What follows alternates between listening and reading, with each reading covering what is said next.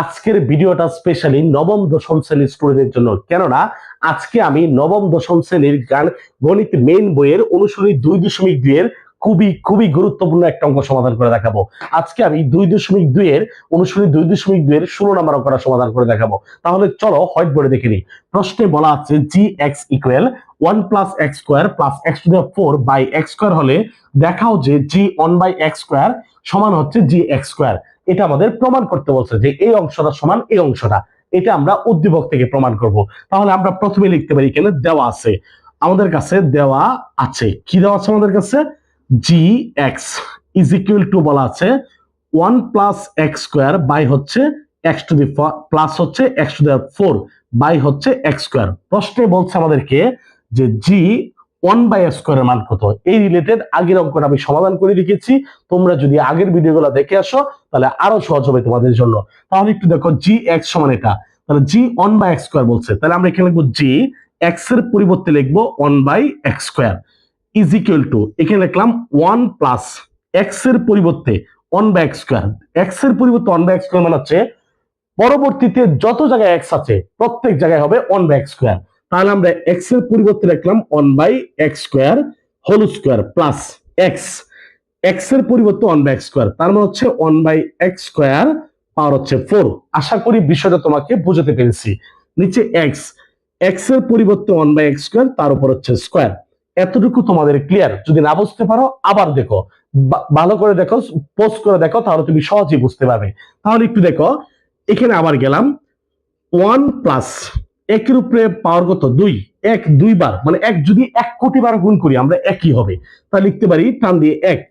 এখানে x এর উপরে পাওয়ার 2, তার উপরে 2, আমরা জানি পাওয়ারে পাওয়ারে গুণ হয়, তাহলে 2 দুগুণে কি হবে 4, তার মানে x টু দি পাওয়ার 4। আশা করি এতটুকু আমরা বুঝতে পেরেছি। এখানে হচ্ছে x to the power 4 plus এখানে দেখো 1 এর উপরে পাওয়ার 4, তাহলে 1 4 বার গুণ করলে একই হবে, x এর উপরে পাওয়ার 2, তার উপরে 4, আমরা জানি পাওয়ার পারে গুণ হয়, 4 দুগুণে 8, x টু দি পাওয়ার 8। এতটুকু আমাদের কাছে ক্লিয়ার। নিচে দেখো 1 বাই 2 দুগুণে 4 x টু দি পাওয়ার 4। আশা করি এতটুকু তোমাদেরকে বোঝাতে পেরেছি। যদি বুঝতে সমস্যা হয় অবশ্যই তুমি মানে ভিডিওটা আস্তে আস্তে দেখো, তাহলে তুমি সহজেই বুঝতে পারবে। এখন দেখো, এখন যদি ইকুয়াল দিলাম, এই টান দিলাম, এখন আমরা লসাগু করব। কেন লসাগু করব? আমরা জানি দুইটা ভগ্নাংশের মাঝে প্লাস অথবা মাইনাস থাকলে লসাগু হয়। এখানে দেখো ভগ্নাংশের মাঝখানে প্লাস আছে, তাহলে লসাগু হবে। লসাগু হয় উপরেরটা না নিচেরটা, তাহলে এখানে নিচে কি আছে, x to the power 4 x to the power 8, এটা তো পাওয়ার, তাহলে পাওয়ারের লসাগু কি হবে মাথায় রাখবা, পাওয়ারের ক্ষেত্রে লসাগু হবে সর্বোচ্চ পাওয়ারটা, সবসময় পাওয়ারের ক্ষেত্রে লসাগু হবে সর্বোচ্চ পাওয়ারটা। তাহলে আমরা এখানে টান দিলাম, এখানে x টু দি পাওয়ার 8 সর্বোচ্চ, electron x to the power 8।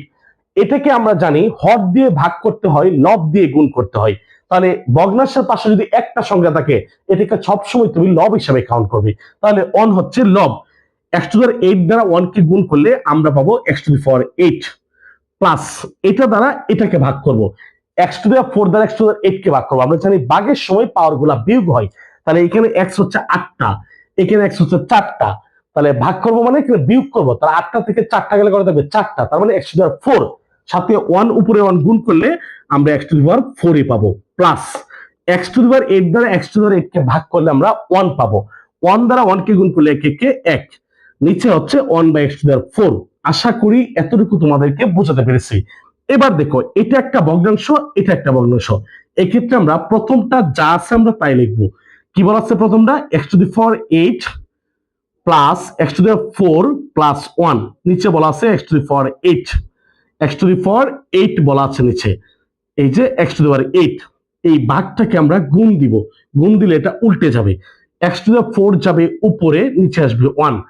আমরা জানি দুইটা ভগ্নাংশের মাঝে গুণ চিহ্ন থাকলে উপরে নিচে কাটা গেলে কাটবো, যদি কাটাকাটি না যায় তাহলে উপরে উপরে নিচে নিচে গুণ করব। আমরা দেখতে পাচ্ছি x টু দি পাওয়ার 8 দ্বারা x টু দি পাওয়ার 4 কে কাটা যায়। এখানে ভাগ সম্পর্ক, ভাগের সময় পাওয়ার গুলা কি হয় বিয়োগ হয়, 8টা থেকে 4টা গেলে কয়টা থাকবে 4টা, that means x to the power 4। এটা কি উপরে থাকবে না নিচে থাকবে? অবভিয়াসলি বড় সংখ্যাটা নিচে, তার মানে নিচে থাকবে। তার মানে আমরা এখানে লিখতে পারি x টু দি পাওয়ার 4, আর এখানে x to the power 8 plus x to the power 4 plus 1। আশা করি তোমরা বুঝতে পেরেছো।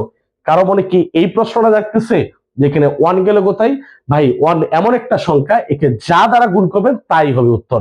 এরপরে এতটুকু যদি তোমাদের ক্লিয়ার হয়ে থাকে তাহলে চলো আমরা পরের অংশটা দেখে নিই। আমরা জি 1/x² সমান এই মানটা পেলাম। এবার আমাদের জি x² সমানও এই মানটা প্রমাণ করতে হবে। আবার এই দেওয়া আছে মানটা লিখবো, তাহলে আমরা লিখতে পারি আবার আবার আমাদের কাছে বলা আছে G X equal X to the power কি বলা সরি 1 + x² + x⁴ বাই হচ্ছে আমাদের কাছে x²।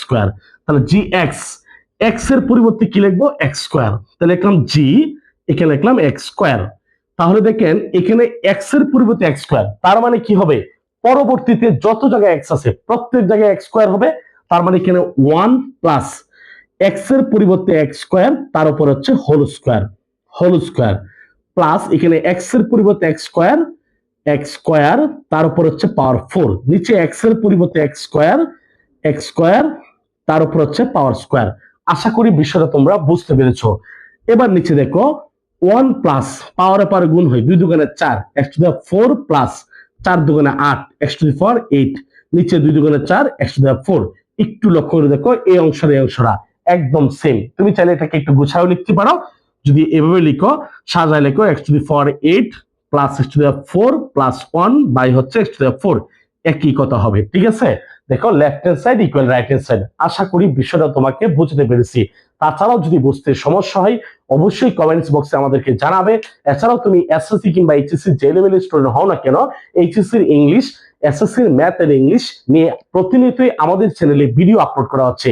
তোমার সমস্যা আমাদেরকে জানাবে, আমরা তোমার চাহিদা অনুযায়ী ভিডিও দেওয়ার চেষ্টা করবো। সেই পর্যন্ত ভালো থাকবে। আসসালামু আলাইকুম।